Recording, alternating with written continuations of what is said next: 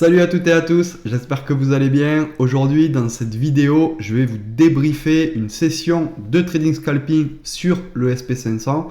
Alors c'est une session qui n'avait pas forcément bien commencé parce que j'ai commencé avec un trade perdant et avant ça, je me suis loupé un setup que j'attendais, que j'ai attendu toute la matinée. Donc voilà, psychologiquement, c'était pas facile déjà de se louper ce premier trade. Et ensuite, voilà, je me suis pris une perte, mais j'ai quand même terminé la session de trading à plus de 500 euros. Tout ça avec de la gestion, de la patience. Donc c'est pour ça que je voulais vous montrer cette session de scalping pour vous montrer un peu comment je trade et comment j'arrive à gérer aussi un peu mes frustrations parce que c'est pas évident de se louper un trade et ensuite de se prendre une perte, pardon. Avant de commencer, n'oubliez pas les petits pouces bleus, ça fait toujours plaisir, et les commentaires, hein, n'hésitez pas à en mettre. Sincèrement, je lis tous les commentaires, ça fait extrêmement plaisir de voir tous vos commentaires, de voir des pouces sur les vidéos, et ça me motive énormément. Alors avant de commencer, je vais vous poser un peu le contexte de marché que l'on avait à ce moment-là sur le SP500. Lorsqu'on a fait le briefing lundi avec des étudiants, on a vu en daily que le marché était relativement haussier. Il y a eu des petites corrections juste avant, mais voilà, c'était des corrections tout simplement. La tendance de fond était clairement haussière, hein, ça on ne pouvait pas trop se tromper. Et on a pu voir la veille qu'on a eu une grosse montée, une grosse poussée des acheteurs. Donc ça a vraiment conforté notre biais sur le fait que le momentum était haussier. Au niveau début de la session, là, en 30 minutes, qu'est-ce qu'on a pu voir? On a pu voir qu'on avait une grosse correction baissière. Alors, les corrections baissières, il ne faut pas vraiment en avoir peur parce que souvent, ce sont les institutionnels qui vont chercher de la liquidité pour pouvoir faire leur mouvement. Je vous l'ai déjà expliqué dans une autre vidéo où comment fonctionne le marché, la mécanique du prix. Eh bien, si les institutionnels veulent faire un mouvement haussier, il faut toujours une contrepartie. Donc, il faut qu'ils aillent piéger des gens, en fait, qui croient que ça va baisser pour pouvoir, eux, monter et prendre leur profit. Hein. Il faut que quelqu'un leur paye leur profit. Et ça, c'est des gens qui perdent en face. Donc, du coup, il faut de temps en temps envoyer des faux signaux et aller piéger des gens qui croient que c'est baissier pour pouvoir faire leur mouvement à la hausse. Et pareil pour un mouvement à la baisse, hein, bien sûr. Donc, moi, j'avais identifié cette zone des 4400 que j'avais partagée sur le Discord, qui a été touchée, mais que je n'ai pas pu prendre pour raison personnelle. Voilà, c'est les petits aléas aussi de travailler à la maison. Hein. Travailler à la maison, c'est super cool. Mais voilà, de temps en temps, on est dérangé. Et moi, si je ne suis pas en capacité de gérer mon trade et de prendre mon trade, de pouvoir me concentrer sur mon trade, du moins au début, hein, tant que j'ai pas mis ABE, etc., je préfère ne pas le prendre. Ça, c'est l'expérience qui parle. Donc, voilà, première frustration. Hein, je ne peux pas prendre le trade sur les 4400 et le trade fonctionne merveilleusement bien. Il y a une très belle réaction sur ce niveau. Donc, je laisse passer le premier trade. J'espère que dans la communauté, il y en a quelques-uns qui l'ont pris quand même, hein, parce que c'était un joli niveau. Et ensuite, voilà, je me concentre sur les graphiques pour essayer de prendre un trade. Alors, qu'est-ce qu'on peut voir? On peut voir ici déjà que on est venu attaquer deux fois ce niveau des 4400. Donc voilà, là une fois, deux fois, ça va. Après, si on commence à insister un peu plus, ça va être compliqué de tenir ce niveau. Mais voilà, donc je reste prudent quand même sur les achats aux 4400. Hein. Et ensuite, on peut voir que les delta vendeurs, ils sont quand même assez importants. Donc, sur les achats, là, il faut rester quand même assez prudent et pas trop chargé en lot sur les achats. Donc, on voit qu'on a une bougie qui commence à monter avec un delta qui est assez faible du côté des acheteurs. 132 de delta durant une session cash américaine, c'est vraiment pas beaucoup. Moi, j'essaie de le prendre ici quand même. Hein, je me dis, ça peut rebondir. Il peut y avoir un relais par la suite avec des acheteurs qui viennent essayer de casser le VWAP et le VPOC. Mais mon objectif, c'est vraiment d'aller essayer de prendre un trade ici sur ce creux de liquidité et sur ce creux de volume pour pouvoir aller chercher quelques ticks jusqu'à, voilà, juste avant le VPOC et le VWAP. C'est vraiment ça mon objectif. Alors là, je relève mon TP, hein, comme je le fais toujours, parce que si jamais il y a un algo qui vient balayer le carnet, ben c'est dommage de prendre que 5 ticks, si derrière on peut en prendre 10, mais si il n'y a pas ça, je vais sortir en manuel, bien sûr. Alors là, j'ai un stop de 5 ticks, hein, un stop relativement court, et je rentre que à un lot parce que je suis quand même en contre-tendance en intraday. Là, les deltas, ils sont plus du côté des vendeurs. Pour le moment, tout le début de la session, ben, c'était vendeur. Donc, je vais essayer de rentrer, mais prudemment, juste avec un lot, ne pas trop y laisser de plume si jamais je me trompe. Alors là, voilà, j'ai été exécuté. Et qu'est-ce qu'on voit? Là, on voit quelque chose qui est relativement intéressant. Je vais retourner un peu en arrière.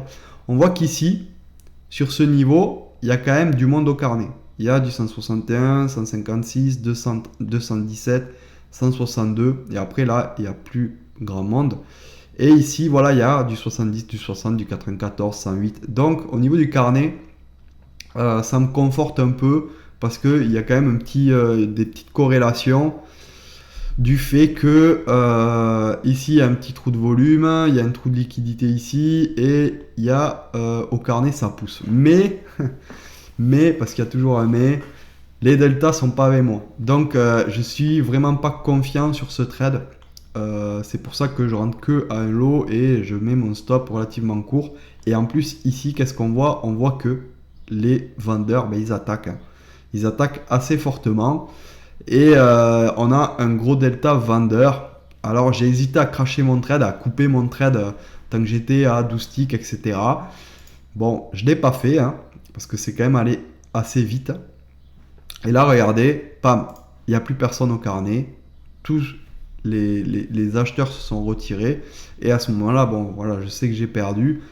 Si on avait fait un petit retour ici, que j'étais revenu à BE, ben, j'aurais pu essayer de sortir.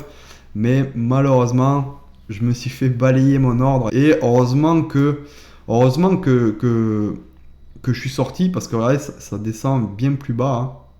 Hein. Alors, je vais vous montrer, regardez.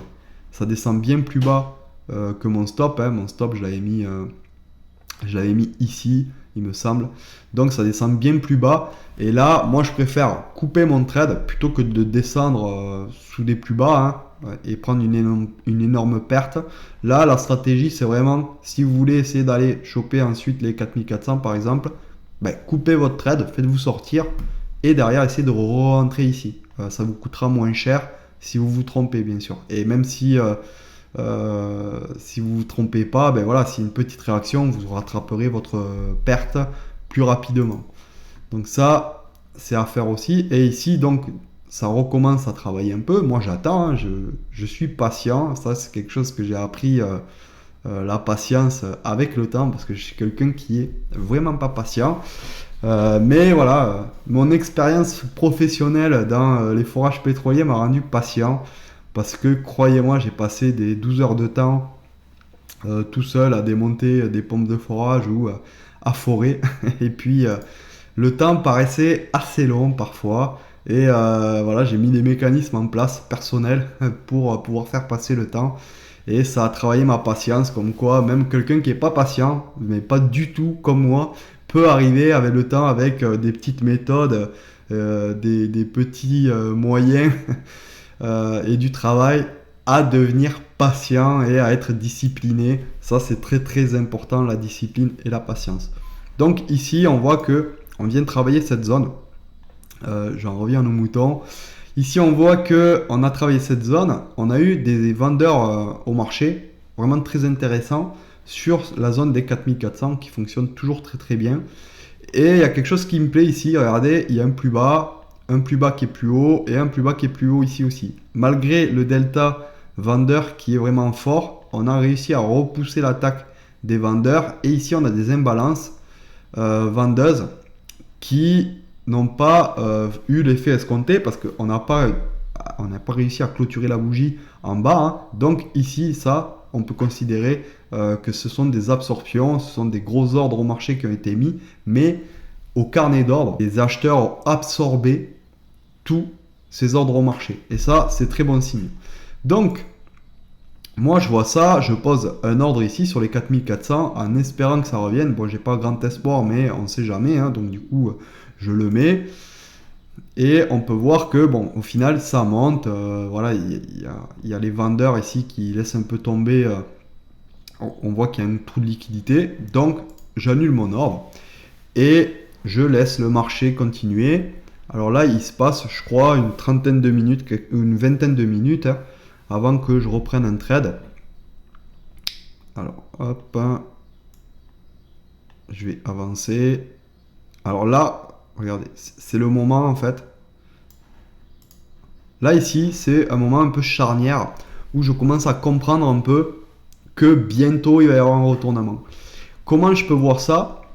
Précédemment, je vous ai dit, voilà, les 2691 de delta, ben, ça a été pas mal refoulé. Ici, on casse des plus hauts, on casse le plus haut de la bougie et on vient attaquer ce niveau-là du VWAP. Le POC est descendu ici et on repasse en delta acheteur. Ça, c'est vraiment pas mal. Donc, moi, je me dis là, attention, il se passe peut-être quelque chose, mais pour le moment, je n'interviens pas. J'attends de voir si ça confirme ou pas. Pourtant, vous voyez, il y a des niveaux au-dessus. Hein. Il y a une VH, il y a une Open, il y a une S-1. Là, il y a un POC mensuel TPO -1, etc. Mais regardez là, il se passe quelque chose de vraiment très intéressant. On arrive à casser des plus hauts. Et le delta commence à rentrer côté acheteur. On commence à avoir un beau delta. Voilà, 1300, etc. 1400, le delta augmente 1800. C'est vraiment très joli avec des imbalances haussières qui se font. On voit qu'il y a une petite zone de défense ici, mais que le delta ne réduit pas. Le delta continue toujours à augmenter. Donc ça, c'est vraiment très intéressant. J'avance. Voilà. Et là, regardez, on clôture la bougie ici sur des plus hauts. On a cassé le VWAP. Voilà, on est dessus du VPOC, etc. On vient taper sur le POC mensuel -1. Et on a un delta qui est très bon. Voilà. Un beau delta qui nous dit que voilà, c'est une impulsion, c'est pas une correction pour aller chercher de la liquidité. Donc, moi, qu'est-ce que je fais? Je repère ça et j'essaye de détecter les zones où il y a une faible liquidité et où je peux intervenir, où je sais que les acheteurs vont intervenir pour défendre ce niveau-là. Donc là, je suis vraiment dans une optique où je vais aller essayer d'aller chercher un intraday. Alors, je vais poser mes ordres. Parce que je vois qu'en plus, regardez, ça continue. Hein. Il y a le delta là qui est acheteur qui continue à se renforcer. Les vendeurs n'attaquent pas. Hein. On n'arrive pas à attaquer. Je mets un premier lot ici, hein, sur cette zone-là. Et un deuxième lot ici. Voilà, j'aime bien décaler mes deux lots, comme ça, j'en prends un tout petit peu anticipé par rapport à la zone, au cas où ça ne retrace pas beaucoup, voilà, ça ne retrace pas sur la zone idéale, on va dire, et j'en mets toujours un sur une zone qui est vraiment en plein dedans de mes setups, comme ça, si les deux sont pris, ben, ça moyenne ma position et je me retrouve à gagner un tick sur chaque position. Et le stop, je le mets vraiment pas très loin ici. Hein. 1, 2, 3, 4, 5 pour le premier là. Et 6, 7, 8 pour le deuxième. Donc sa moyenne, hein, ça fait du 7 ticks en moyenne pour les deux lots. Et 7 ticks, c'est relativement quand même raisonnable. Parce que c'est pas énorme. Si je fais une perte, je sais que dans la semaine, je pourrais aller la combler assez facilement. Parce que ce sont des petites pertes, hein. C'est pas des énormes pertes. Et là, il y a de fortes probabilités pour que ça monte. Donc, ici, je vais continuer à avancer. Voilà. Ici, voilà, je vais être pris. Je vais être pris au niveau... Voilà, premier lot. Deuxième lot. Et vous voyez, sa moyenne. Hein. Les deux positions, il y en a une qui est montée, une qui a baissé. Et là, regardez, on a quelque chose qui est assez intéressant. On a un niveau carnet qui s'est mis en plus de notre zone. Donc ça, c'est vraiment pas mal. Donc, je vais descendre mon stop, pardon, juste derrière ce niveau. Voilà, c'est vraiment le maximum où je vais pouvoir le descendre. Ah non, même pas, je le descends même pas. Il me semblait que je le descendais. Donc là, on a un stop de 1, 2, 3, 4, 5, 6, 7 ticks pour les deux lots. Hein. C'est vraiment pas mal, c'est pas énorme. Hein. C'est pas énorme. Donc là, voilà, ça continue à travailler. Je vais avancer légèrement. Là, regardez, hein, on a des signes comme quoi au carnet, ben, ça commence à défendre. Hein, il y a du 190, 142, etc., etc. Ça commence à rentrer au carnet pour pousser les prix. C'est vraiment pas mal. Et on reste quand même dans notre zone qui est relativement safe, où on sait que les acheteurs, ben, ils vont être là pour défendre. Et les vendeurs vont être prudents aussi pour attaquer. Hein. Ça, c'est très important aussi. Donc là, on voit que ça bataille un peu. Donc je me dis, je vais essayer peut-être d'aller prendre un TP, peut-être un peu plus court sur le premier. Hein. Moi, j'essaie toujours de sécuriser au moins ma position sur le premier lot. Alors je vous avance. Hein. Voilà. Là, regardez. Je décale mon... Là, ici, on a une zone. Une zone qui se crée hein, avec du 170, etc. Donc, je vais décaler mon stop de 1 tick. Ça, je le fais. Mais surtout, soyez prudent avec ça. N'allez pas le décaler de 2-3 ticks. 2-3 ticks, c'est trop. 1 tick, ça va par rapport à votre zone. Mais si, par exemple, là, j'avais vu ce niveau 222, jamais je vais me dire, je vais reculer mon stop là au 222. Parce que derrière, il y a toujours un niveau en fait. Hein. Après, il y a le POC. On va se dire, ah, ben, on recule derrière le POC, etc. etc. Et il ne faut pas se retrouver avec des stops super larges. Moi, mon maximum dans ma règle de trading, le maximum que je puisse faire, c'est un stop de 10 ticks. Vraiment quand le marché est volatile, etc. 7 ticks, c'est pas mal. Mais au-delà de 7 à 10, voilà, faut faire attention parce que ensuite pour aller récupérer la perte, ça peut être compliqué. Et psychologiquement aussi. Après, au-delà de 10, voilà, je vous conseille pas parce que pour aller récupérer la perte, après, voilà, vous allez passer une journée peut-être pour récupérer la perte et ça va peut-être vous impacter psychologiquement si vous faites du scalping, bien sûr. Après, si vous faites du swing ou de l'intraday avec des setups intraday, voilà, 10 ticks, c'est raisonnable. Voilà, tout est relatif. Donc, du coup, voilà, moi, j'ai mon stop ici à 8 ticks. Je vais avancer. Et là, regardez, là, je commence à avoir quelque chose qui est pas mal. Du delta qui commence à rentrer. Là, je commence à avoir du delta. C'est pas mal. Voilà. Ce niveau-là, hein, on y pinaille un peu. Hein. On veut pas y aller. Ça défend bien quand même. On voit, hop, ça balaye le carnet vers le bas. Il y a des descentes qui sont assez violentes. Mais j'arrive à voir quand même, à détecter que les acheteurs sont toujours là et pour l'instant le delta est toujours positif. Donc ça continue à batailler, moi je suis en positif, je tente le coup parce que là on a quand même précédemment on a quand même fait une belle bougie avec du delta, la correction il n'y avait vraiment pas beaucoup de delta vendeurs, donc je me dis que voilà, c'est l'occasion là de rentrer à l'achat. Je laisse travailler un peu le marché, je vais avancer, voilà. Je prends mon TP1 sur la VA, ça c'est un très bon niveau. Voilà, un tick avant, parce que là regardez, il y a du monde au carnet. Voilà, un tick avant. Donc là, c'est vraiment pas mal. Hein. J'ai pris quand même pas mal de ticks.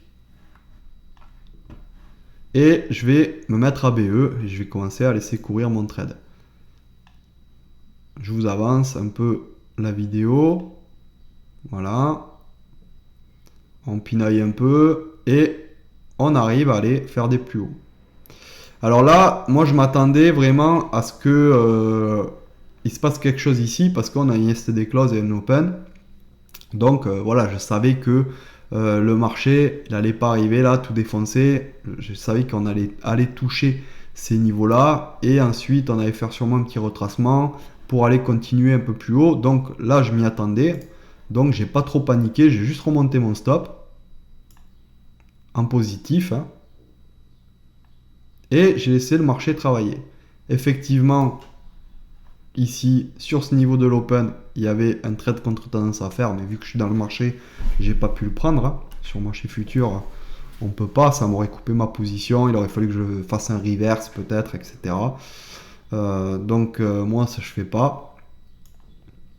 Et derrière, regardez ici, hein, on a des niveaux au carnet d'ordre qui défendent ici. Et là, pourquoi je vous mets la map ici, hein, pour que vous voyez bien, en fait, la map, ça va vraiment nous indiquer visuellement, même malgré que là, en fait, on le voit, mais si vous n'êtes pas habitué, vous n'allez pas forcément le voir aussi bien que moi. Mais là, vous voyez vraiment le mur de liquidité qui se dresse devant les acheteurs. Et ça, c'est intéressant parce que si on arrive à absorber ce mur de liquidité, eh bien voilà, c'est gagné et on va aller plus haut. Et là, c'est assez important parce qu'on va voir réellement si les acheteurs vont avoir assez d'ordre au marché, vont assez mettre de volume pour pouvoir passer cette zone et absorber toute cette zone-là de liquidité. Donc, moi j'observe ça. Je sais qu'ici, on a un niveau, hein, je m'y attendais, on a un niveau carnet. Alors, je vais avancer un peu. Et regardez. Regardez là ce qui se passe. Là, il commence à s'en aller. Il y a toujours ce niveau qui tient, hein, les 270. Et on attaque, ça tient. Hein. On continue à attaquer, on absorbe. Ça, c'est vraiment des absorptions, regardez. Hein. Il y a de l'absorption.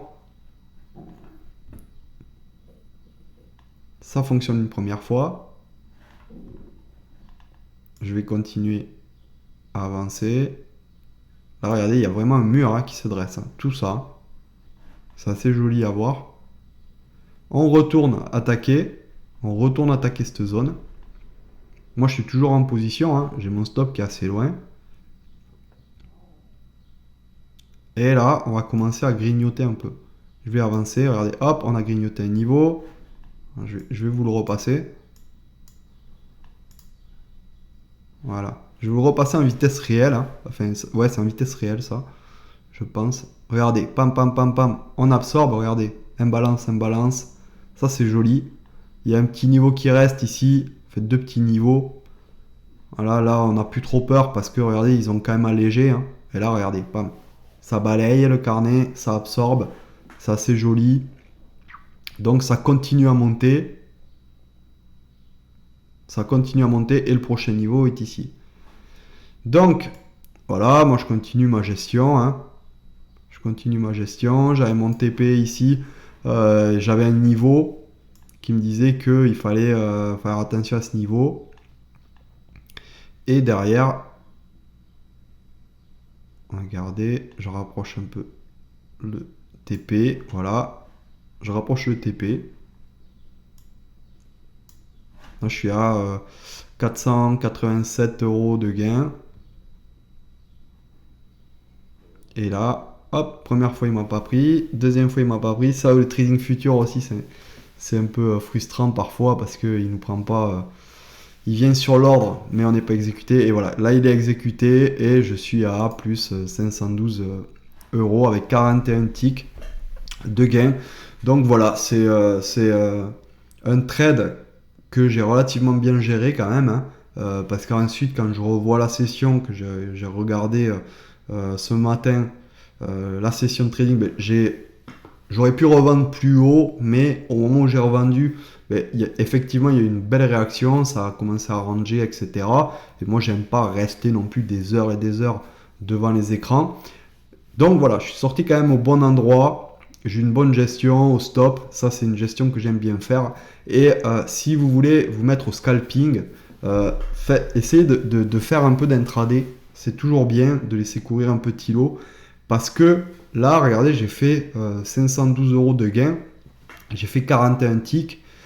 Et ça a effacé complètement ma perte. Donc, ça veut dire qu'avec un gain, je peux effacer peut-être 5-6 pertes que j'ai faites précédemment. Donc, on n'a pas besoin d'avoir un taux de réussite qui est extrêmement élevé. Avec 50% de taux de réussite, avec une bonne gestion, vous pouvez arriver à gagner en trading, à être rentable en trading. Et ensuite, vous allez soit avec votre propre compte, soit avec un compte de propre firme.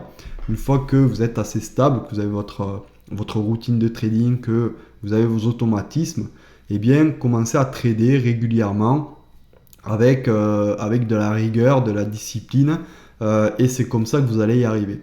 Mais il faut surtout pas céder à la panique, il faut surtout pas avoir une envie irrépressible de reprendre une perte qu'on a fait. Voilà, il faut toujours attendre un peu quand on a fait une perte. À moins, peut-être qu'il y a des setups, on essaie de re-rentrer, etc. Mais voilà, il faut toujours essayer d'avoir la tête sur les épaules. Il faut toujours essayer d'être lucide sur les marchés. C'est vraiment le plus important.